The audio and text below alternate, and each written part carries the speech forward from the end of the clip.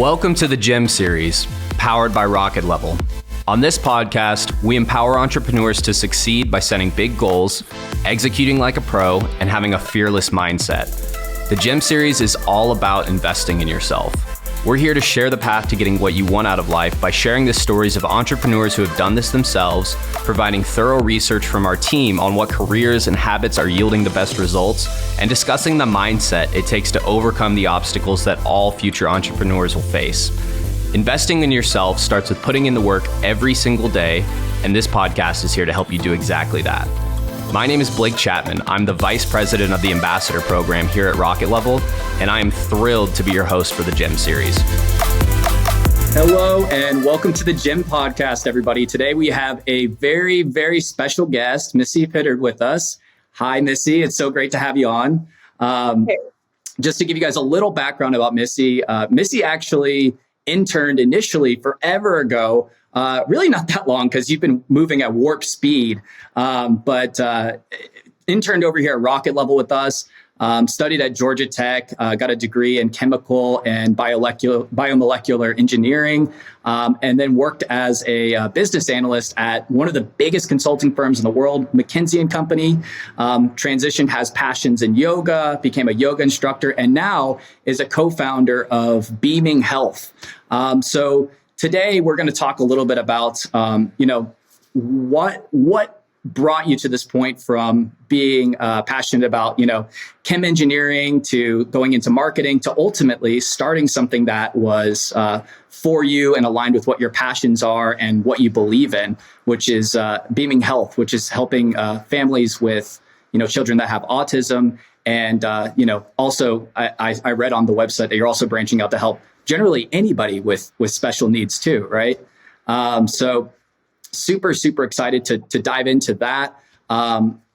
Big thing with Missy is that most people, this is kind of my first question for you, right? Is for many, whenever they are in a position like you're at, where you get the big job at McKinsey, some might feel like you've, arrived, or like they'd be content with that, right?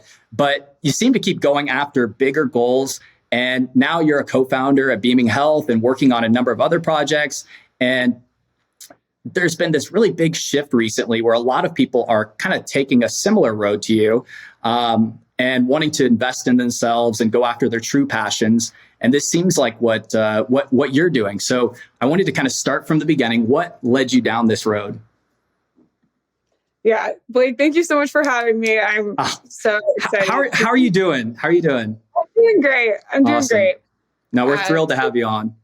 What led me down this road? It's such a good question. It's funny how you always hear some of these things. It seems like people often sort of retrospectively say, oh, yes, this is the perfect story and the plan that I had going in. All of these pieces fell in. But no, for me, all of this, the path was usually led. I had some idea of where I was going. And even if that place where I was going changed, I've always been chasing something. And for me, that's always been about healthcare and health. I grew up in San Diego around lots of really cool biotech stuff. And honestly, just felt really lucky to grow up there. I felt like I was given so much. And if I didn't do something really awesome with everything I was given, that, what am I doing? I have such a great opportunity here with the access to education that I had and resources that I had. So I was just super excited to do something in health and, that's no, absolutely. Absolutely. And, so you've always had this passion for health, but just because people have a passion for health, that doesn't mean that necessarily they would start their own venture, right? So what made you do that? Not many people take the leap and go for it like you are right now. What kind of led to that? Have you always had that mentality? Were you the one with the lemonade stand out front and had this entrepreneurial mindset about things? Or what do you think about? What are your thoughts on that? Yeah, that's a great question. I am the last person who thought I was going to start a company. Honestly, my brother was way more entrepreneurial than I. He was out there hustling always. And I was always super risk averse, studied, was taking the paths that were well traveled. And it really, for me, I was so lucky to spend the past couple years at Stanford Business School. And of course, being in the Bay Area, there's a lot of energy around startups and entrepreneurship. And I was like, yeah, that's really cool. But, I really loved my time at McKinsey and plan to go back. And for me, it was really just being in that environment, realizing how much I really loved and valued the flexibility and opportunity that came with starting something on your own. And I thought after that, oh, maybe I'll do that, in 10 years or something when I have more of an idea where I'm headed. But I was so lucky to be paired up with my friend and now co-founder, Chris, in a class about making healthcare better. And he had brought this idea for what we're working on now, Beaming Health, around improving the experience of families of children with special needs. And it was born out of his work experience. And I was just so lucky to be in a situation where it was right team, right problem, right time. I feel incredibly passionate about what we're working on personally and professionally. It honestly didn't even feel like a choice. It was something I had to do. And again, I'm so risk averse. I wouldn't be working on it unless I just felt so adamant that this had to exist and know that this will work and help a ton of people. So absolutely. Never feels like a choice. And now, sorry, one last thing. No, please. Yeah. Whenever people ask, oh, how is work going? How's it going? I really don't feel like I have a job. That to me is the difference. Like, I really liked a lot of the stuff I worked on at McKinsey, but it's still at the end of the day, it felt like work. And this now, doing our own thing, starting our own company, even though I'm doing a lot of arguably similar tasks, it doesn't feel that way. It just feels so much more purposeful. And that autonomy is really powerful. Absolutely. So there's so much to be said about, obviously finding that autonomy in yourself and getting to do a little bit more of what you want. I think we all want some version of that for ourselves, and I can imagine it's super freeing. But, it takes a lot of discipline to be able to make that happen, right? There's no instant gratification with it. It's very much like a long-term grind. So was there a moment in time where you were just thinking to yourself, this is something I want to do? And what kind of a game plan did you put together to get yourself there? Like, what were your goals like, and how did you get to the point where you executed on those? And what was your mindset around that? That's what we're all about here, is goals, execution, and mindset. So you're going to hear me bring it back to that every now and then too. We love that. I've always been a super goal-oriented person. I do goals at the start of every year, and starting a company was not on the list. So in this case, me and my co-founder were in a class that started as a class project. We started digging into it, and as part of that, when we were starting the company, we did a lot of needs finding. So going out and talking to potential customers just to say, would you be willing to buy this before we even start building it?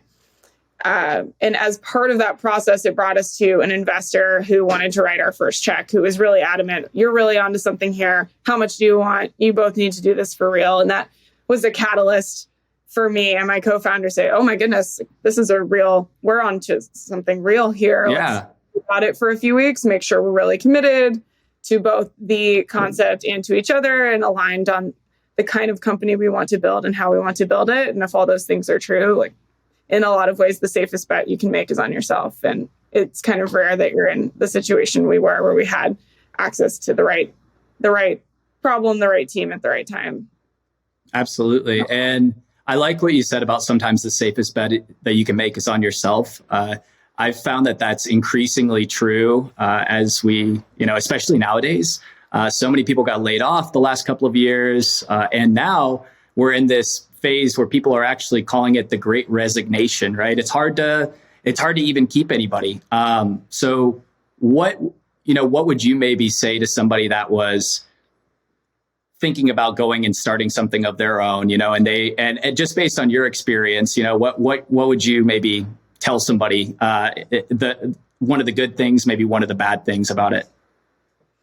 Yeah. And I'm very familiar about the Great Resignation and all of that. I would first just say it's so liberating. Like, I just would so strongly encourage it. But as someone who's pretty risk averse, like, what I would have said to me before I'd made the decision is just, the floor is high. Like, if you have a path towards something that you could do on your own that you feel pretty good about, just the worst case outcome isn't that. I don't have this most inspiring thing, but just the floor is high. What's the worst case? Like, there are so many opportunities, like you said, with the Great Resignation. Like, if you go out there and really bet on yourself, you try something, the opportunities are pretty limitless. And it's good to know that for a lot of folks considering these types of opportunities, there are great options for them, if it doesn't happen to work out, and that's totally okay. I just think getting comfortable with failure and just shifting toward that mindset of, in my mind, if you're not failing every so often, are you really pushing yourself? Absolutely. Yeah, absolutely. Pushing your threshold, I think that's so true. That's something that I've definitely learned so much this year is getting to the point where you welcome failure rather than fear it, because you're the floor, the floor is pretty high, like you said, and if you're not doing, then ultimately that's kind of the biggest failure, right? Because that's actually, I'd say that's 100% chance of failure is if you don't execute. So it's pretty simple. And I also loved what you mentioned about being somebody that is recognizing that even if it doesn't work out, there are still so many options that are available for people, and that it's probably the right season to try something. Right. And go after it. I mean, people are calling it the Great Resignation. There's also these terms of like the YOLO economy, which you might have seen that too. Right. And some people are there's mixed reviews on it from multiple different people. But I think I get really excited about it because I see a lot of people that are going to be doing, what they're truly driven to do. And I believe that when you're doing what you're driven to do, that brings out the best in you and gives you the most opportunity to make a true impact. What do you kind of think about this Great Resignation that's going on right now, and the YOLO economy, and this big shift? What do you think is going to be some of the outcomes of it? Yeah, I would say a big shift that I hear about all the time from folks that are part of this resignation is just everyone is, in the absence of being able to be in community in the office, which a lot of us no longer had these past couple of years, it became very clear how much you cared or didn't care about the actual job you were doing or the content of your work. I knew, and I still have a lot of friends who loved their jobs in part, or largely in part, because of the great people they got to work with. But then all of a sudden, everyone's not around the great people that they love to work with anymore. And it just, I think, caused a lot of people to start to say, do I really find meaning and purpose and enjoy the work itself? And so I think that's an outcome that we're seeing, and we're super lucky as a company that's more mission oriented to be benefiting from that and getting a lot of interest from folks who do want to make a difference in their work. That's probably the biggest one that I would see, and along with all the other things that came out of the COVID pandemic. No, absolutely. Also, for our viewers, are you hiring over there right now? Yeah, we're always hiring. We have this ABR, always be recruiting. So amazing. Something I wanted to ask about a little bit, because whenever I was, doing my my talks with Vu, obviously, who's our mutual acquaintance here, I was looking and I was like, what sparked it in you to go from working at McKinsey to pursuing something new, like going after yoga for all those years too? Like, I wanted to maybe talk about that period of your life, and hear about what you, how maybe you grew from that, and where your head was at in that phase of life, because I think it's really inspiring that you were wanting to be somebody that's really well-rounded and do some and seize the day. That's kind of what I see, because I see somebody that's taking the present moment and going after something and developing maybe another passion of yours. But I won't fill in the blanks. I'd love to hear from you, Yeah, definitely. When I was working in consulting, we were on a retreat at work, and the question was asked to all of us, what is missing from your life? Like, what is something that you really value or love that you don't feel like you're getting right now. And after doing some reflection on a lot of that, I realized the thing I was missing was performance. So I love music. I used to do a lot of improv and theater. I love to be on a stage and put on a show. And at the same time, I also really love health and wellness and did a lot of yoga myself. So through conversations with a friend at this retreat, my friend brought up the idea, well, why wouldn't you could go and teach yoga, which coincidentally is actually a perfect combination of those things, the things I was missing around performance. You design the sequence and pick the music and you set the stage and you create a space for people.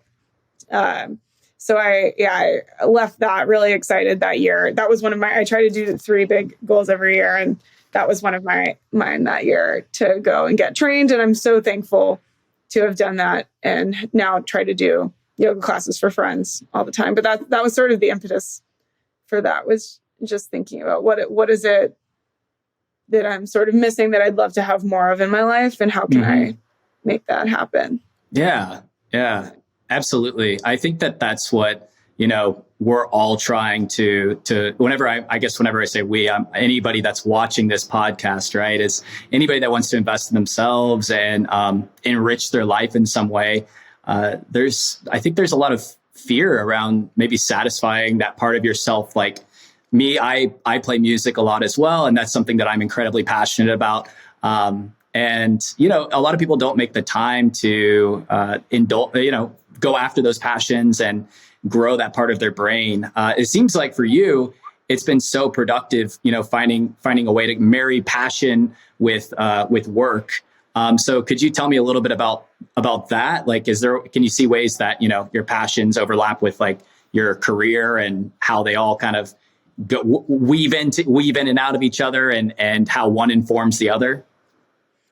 Yeah, it's such a good question, because I don't know that it's something I did super consciously, but I think because I think a lot about why I do what I do in relation to work and hobbies, it sort of naturally sort of happened. It's like, oh, I love things related to health. And then I just sort of actively tried to see where I could overlap just to do more of the things that I loved. As an example, with yoga, now that we're building this company for families of children with autism, this year, one of my big things is to get trained to teach yoga for children with special needs and all of the things that come along with that. So that'll be a really fun way to take, something I love and apply it to where I'm working professionally now. But I think there are opportunities for everyone, or hopefully I shouldn't joke. But I do think a lot of times it's just making the time to actually think about that and then just make a plan to get it done. I'm one of those people, I need a lot of accountability in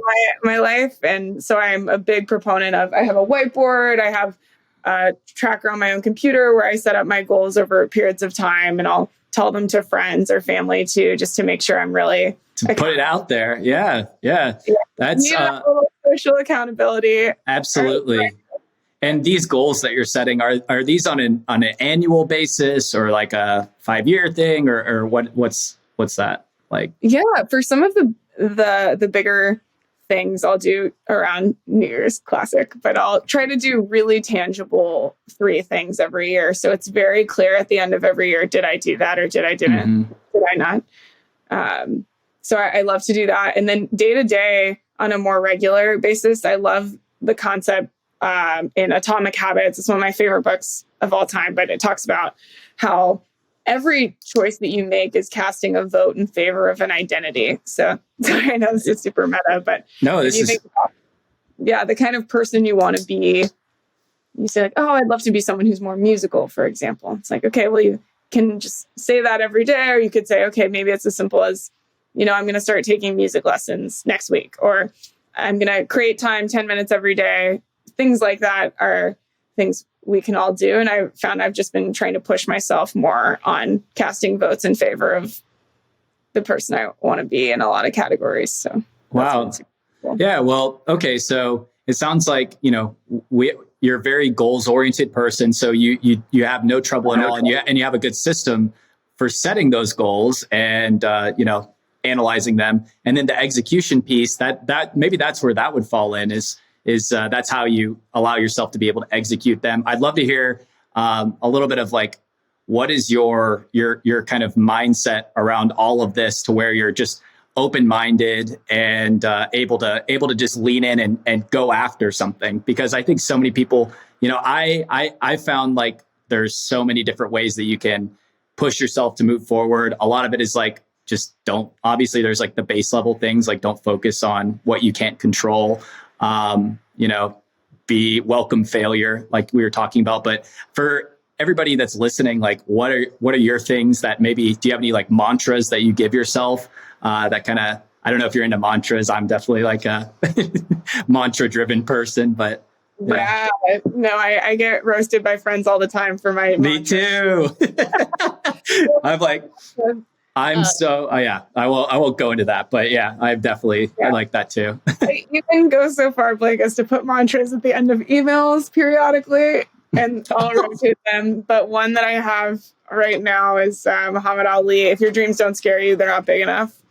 That's amazing. At the bottom. And I also appreciate, I'm someone who's really comfortable with discomfort and failure. I kind of thrive on it. And I'm as you've been asking questions, I've been trying to think about why that is. I think it's just realizing in the moment when failures happened for me and I talk to people about it, people really connect with it, or there's something really powerful about failing and then sharing that with other people.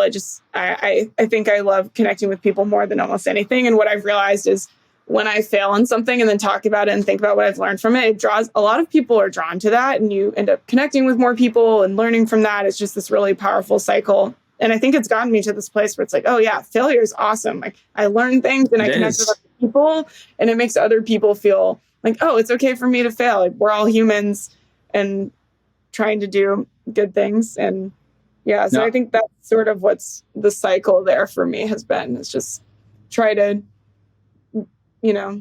head toward the things I want to make happen. And then if it doesn't work out, that's okay. We learn, we talk about it and connect with people because of it. And it's fun. Well, it seems like you might have the superpower of reverse engineering failure, right? And taking it backwards from, okay, why did I fail? Learning from that, and then going to a point where you can, explain, hey, this is, this is like how we got here. This is what I learned from the experience, and being really open about it, and honestly being grateful for it. That's something that I found that if you can lean into failure like that, it is a superpower in the sense of it allows you to like this is my, just like with working out or anything like that, or in yoga, this is like as far as I can go. And then you can see how much further you can go the next time, and you wouldn't know that if you didn't fail. Right? Oh, go ahead. Sorry. No, you please. Two other things that came to mind is the CEO of one of my clients while I was in consulting, we did a workshop, and he was big on, you don't learn from your mistakes, you learn from reflecting on your mistakes. And so I actually co-opted something he did and shared that he did, which was anytime there was a failure in his life that was particularly notable, he would take the time to sit down, write about it in this Word doc that he has, and write about what he learned from it and thought about how he would change based on that, which I thought was really powerful. And so I've tried to do the same thing too when there are more notable times in life that have been challenging, just taking the time to sit down and think about it instead of just letting that go by was one. That's so powerful. I love that. I'm going to start doing that today.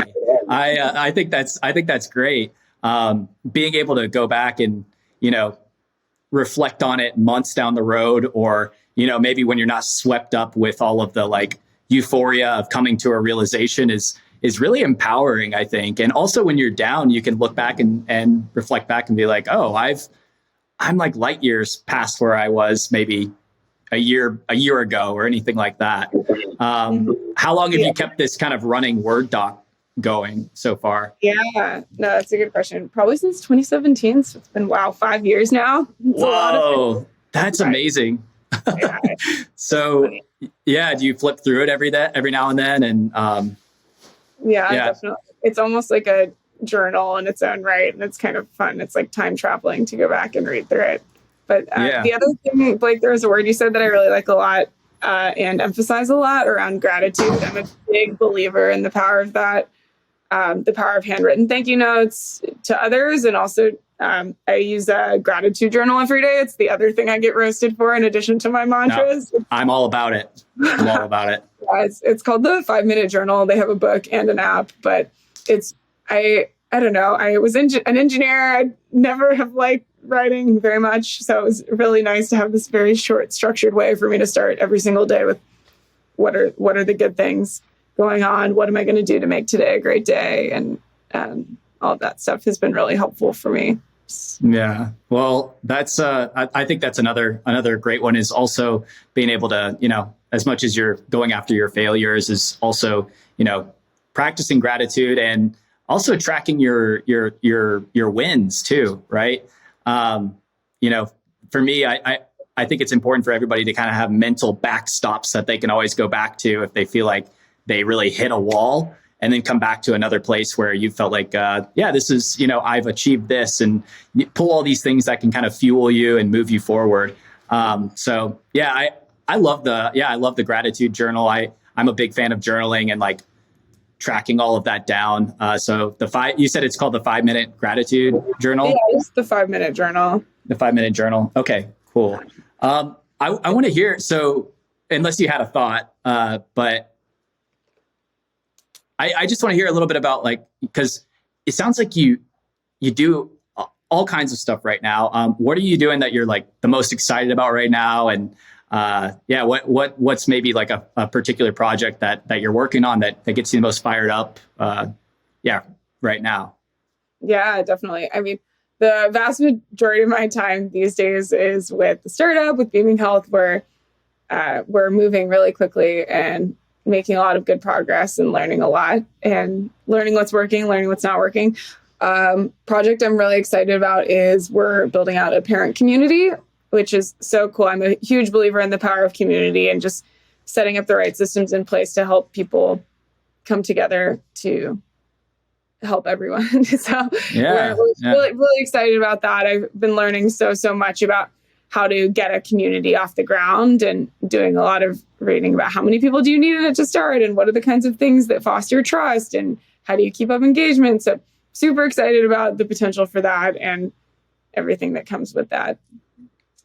No, that's incredible. The power of community is, it's so crucial. I work with communities in maybe a different capacity, but in the same way, I work with small businesses, right? And my whole thing that makes me so excited is to see that small businesses have this direct impact on the community, and they quite literally are the community. With community building for you, has that always been a focus in your life? And it sounded like initially your driving force was this desire to give back after learning about biotech and health and all of this, but it sounds like maybe community is a pretty big factor in this whole thing too.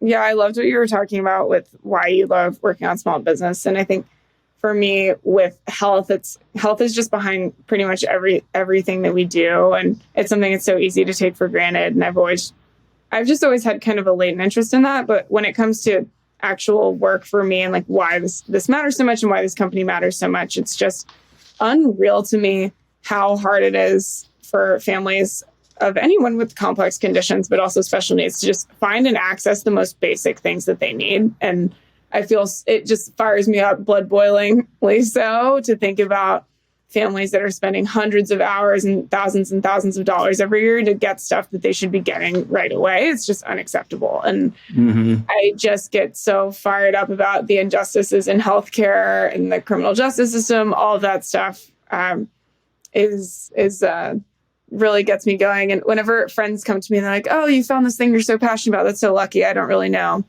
where to start. Another mantra I love a lot is like, what's something you would die for? Like find something you would die for and live for it.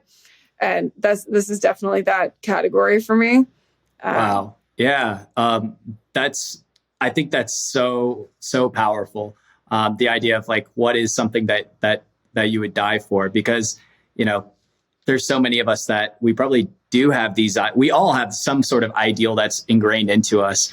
So it sounds like for you, has that just been like a driving force, allowing you to kind of, lean into this and work as hard as you can to make it happen. And I guess my point here, right, is whenever you start fighting these driving forces, do you ever feel like you kind of tap into like limitless energy sometimes, seasons of that? Yeah, exactly. It's a bit what I was talking about before. And for better or worse, right, it doesn't feel like work. And the challenge, of course, that comes with that is that I end up wanting to work on it all the time. And, sometimes, we all have seasons where that's required, but it is such a marathon, not a sprint. And so I do have to make sure I'm gut checking myself when those times well, you got to give yourself time to heal up. And absolutely. So, I've obviously been talking to everybody at the office, and they're saying that, whenever you were working here as an intern, like a while ago, you would bring your guitar to the office, and you've always been like really, in like creative and inspired. And I wanted to know, like, where did you get all of that creative inspiration from? Like, you mentioned, risk-averse, and you seem like you're pretty multifaceted as a person, so I'd love to know where do you draw some of that creative inspiration from? And are you kind of a free spirit also, as in addition to being very like driven and focused and all of this? Yeah, it's such a good question. I really, that's a good question. I mean, my visceral reaction, I just love to learn. I love like learning new things. It's one of my favorite things. So I think that's probably the primary driver behind this, what might look kind of random smattering of interest, but I just genuinely love learning and getting into all kinds of different things. Recently tried Brazilian Jiu-Jitsu just because. Whoa, really? I just went to a class too. That's great. Super cool, right? Yeah. There's just so much going on. My favorite quote of all time is this George Bernard Shaw quote about like, this is the true joy in life, being used for a purpose defined by yourself as a mighty one is part of it. And then the other part is like being used up when I die is part of the quote. And I think about that a lot, not in a morbid way, but I do think about, life is so precious and we only have so much time. And I just am always trying to, learn, spend time with people I care about, work on things that fire me up. And I think that sort of drives some of this maybe free spirit, creative energy. I would say my brother is also incredibly creative. I think my parents did something with playing lots of music for us growing up, or just always being supportive of us trying and experimenting with new things. And I'm so grateful for that. So I think that's part of it too. Goes a long way. Your parents always were introducing you to new styles of music and new foods, and you're like okay, I'm the 9-year-old who's eaten sushi before, But, right. Yeah, I think there's something to that. Both my brother and I are extremely into all kinds of creative stuff like that. So that's it's funny.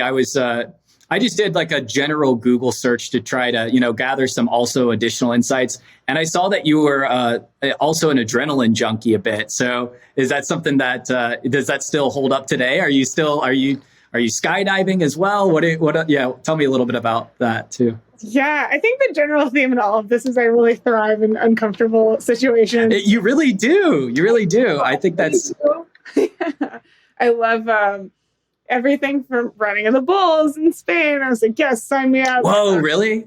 That's stuff like that. And then 2 years ago, my brother and I kidnapped my mom, blindfolded her, and we all went skydiving together.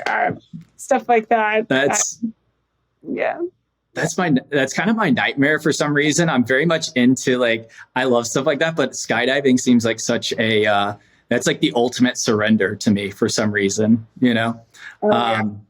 But no, so thriving in the uncomfortable, that does seem to be like kind of a common theme for you.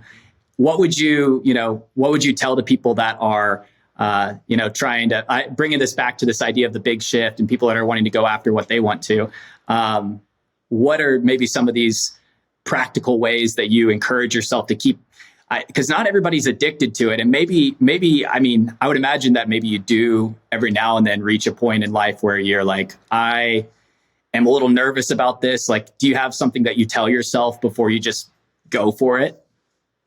I'm not sure about the specific thing I'd tell myself, but I'd say the general advice I would have for anybody is just to get started. Like, it's so easy to just say, like, oh, tomorrow, like, it's not the right time, or like, oh, maybe when I'm here, when I'm there. And it's just so easy to let the time go by. And so I think just getting started, and even if it's in a really small way, if you're thinking about starting something new, finding ways, like, reach out to people who are doing these things you're thinking about maybe doing, and see, most people are so excited to share and help other people, especially if it's a topic they're excited about. So just strongly encourage anything you can do to start to explore these things you've been thinking about, and just commit to yourself, I'm going to reach out to X many people, or whatever it is, something really small. And then before you know it, you're going to be well on your way.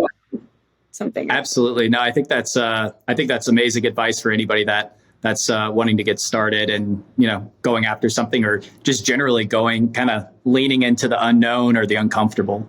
That's amazing advice. Something I wanted to touch on too was, obviously you went to Stanford and you attended their program over there. I was hoping that you could, tell me a little bit about it and how it influenced you, and your story with that as well. I was so lucky to spend the past couple of years there. In a lot of ways, when friends ask what business school is like, I say it's everything, in my opinion, high school should have been. You learn how to do your taxes and how to handle your finances, and how to have difficult conversations, and thinking about what a meaningful life means to you. And all of these really big things were so, so valuable. But of course, above everything else was just the people there. The people and the professors included. The friends I made, the professors, the speakers were all so, so helpful in helping me think meaningfully about what I would want to do next, and giving me the confidence to feel like I could take this leap into entrepreneurship. I'm just so inspired by everyone that was around me there, and felt lucky to spend these past couple of years there. That sounds like it was a really transformative experience for you. And I mean, this led you to being able to start this startup, right? Like, you met your co-founder in this program as well. Is that right? Yeah, that's right. I was so lucky to meet my friend, now co-founder, Chris. We'd always been friends because we love healthcare and we're at business school. And it was so nice to have.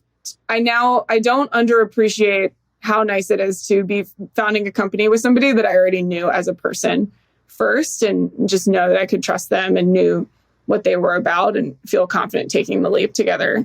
Sure. Really, that is like a different dynamic shift, right? Going from being a friend to all of a sudden going on this venture together. So what would you say to anybody that's like, considering what partners should they, join up with? Like, what gave you that reassurance? And, I'd love to hear about that too. Yes, there's a lot of content out there about that process that I highly encourage people to go take a look at. But I can't emphasize enough the importance of making sure you're taking the leap with the right person, and really aligning early on with what is the kind of vision we have for this company? What kind of organization do we want to build? What are our roles and responsibilities and goals, and making sure all of those line up. Sometimes they're not the easiest conversations, so the earlier you can have them, the better. And to whatever extent you can explore something together early on is great too, because you can already start to get a feel for, how do we work together? What does that feel like? And even now, Chris and I were so lucky to be friends and have this background working on this in a class together. But even now we do feedback, very regular feedback sessions with each other, and make sure we're really operating in a way that's helping us both feel secure and excited about what we're doing every month and week and all of that. Yeah. And does Chris feel a different, skill set than you do as well? Like, what's, obviously you're leaning into the uncomfortable, and it seems like you're a real, starter, right? Like, you'll get things going. So I'd love to hear, how do you find somebody with the personality traits and ability to fill in some of the things that maybe aren't your, necessarily your highest strengths? Yes, Chris and I were super lucky in this way. We're super complementary. Another way you could put what we qualify me as is just kind of shameless, because I love discomfort, which has been really helpful for us on, getting out there and talking to people who would be potential customers, potential advisors. That's been really helpful there, just for me on the growth side and selling and marketing the business. And Chris is an absolute wizard when it comes to building anything. I'm so blown away. He was a product manager for 4 years at United Healthcare Group, and just the way he's managed a team of developers to build such an incredible product and design in such a short time has been unbelievable. Such a black box to me. It's very impressive. So really lucky. Yeah. That's very lucky. That's so special to be able to find somebody that, covers that side of things. And then, on the other side of it, Chris is like, I would, I don't know. I don't know Chris, obviously, but I would imagine, if you're not the one that's amped up to go talk to people and make those necessary connections to move the business forward, then you're really grateful when you can find somebody that is able to lean into the uncomfortable and, shamelessly go after something. No. And Chris definitely does in his own way too. We have different styles, but in general, we're very complementary and are very aligned on just the direction we want to go, which has been invaluable. Amazing. So kind of going from, your entire career, from, point A to where you're at now, it seems like, and this is something that I've been thinking about a lot recently, is obviously compounding interest is one of the most interesting, phenomenons that's out there, just in the sense of its seemingly limitless ability to grow and grow and grow and grow. But I like to think about, compounding efforts and the ability to invest in yourself every single day and push yourself and lean into failure. So what would you, how would you say that you relate to maybe your ability, to invest in yourself daily and, focus on, your ability to grow over a long period of time by focusing on the daily? Is that something that, you are conscious about at all, or? Just to make sure I understand the question. So Sure. Yeah. You mean how do I sort of manage weeks or just progress across different dimensions of life? Is that kind of? Yeah. So thank you for, let me break it down a little bit differently. So on whenever you're looking at, you have this, really big, maybe 1 year goal or anything like that. How do you get to a point where you're saying, I am going to, on a daily basis, push myself as hard as I can to, achieve these mini goals, so that at the end of the year I can, reflect back and see, that I've invested in myself and compounded my skills to the point where I'm I'm unrecognizable to the person I was 2 years ago or however long ago. What are these little things that you do? I know we've dove into a little bit of that, but I'd love to hear anything else that you do to kind of keep yourself sharp and focused on these things. Yeah, definitely. A couple things that came to mind when you said that.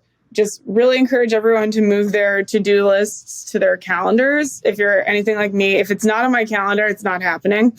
So every week, every 2 weeks, I'll try to shift everything that I want to get done from a list somewhere into, no, here's the exact window of time when I'm going to do this thing.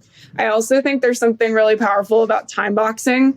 A lot of tasks and activities in general will take as much time as you give them. So sometimes I'll do a fun exercise for me where I'll think something will take way more than half an hour, but I'll say, I'm going to do as much as I possibly can in 30 minutes and see how far I get. And so I'll do a lot of stuff like that. The other thing you made me think of is I color code my calendar, which is nice on this point of balance. So I really clearly and easily can take a look at my calendar every week and say, is this right? Is this sure? Is there too much green? Do I need more yellow?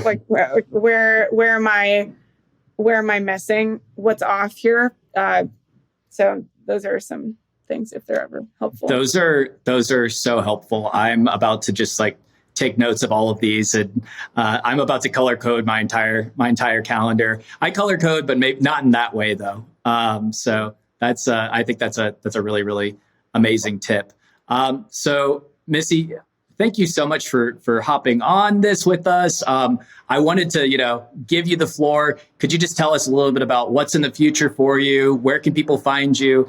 You're going to be doing really big things. And like I said at the beginning, you're moving at seemingly warp speed. So I don't think anybody's going to be able to completely ever catch up with you. But, for right now, how can people find you? Yeah, no, I would love to connect with anyone who wants to talk about goals or digital health or starting a company, you name it. And you can always find me at Marissa, Marissa, at beaminghealth.com. Also feel free to reach out to me on any social media platform. And yeah, always happy to connect. I love meeting new people.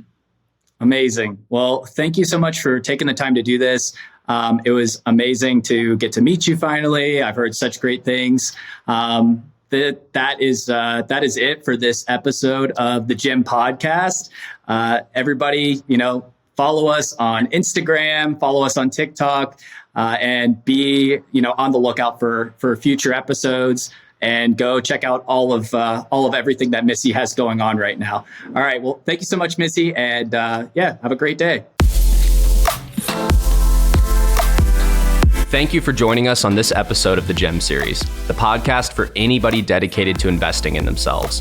Stay tuned for our next episode and look in the links below for resources that you can use for yourself. Until next time, this is Blake Chapman, and remember to be awesome and do awesome things.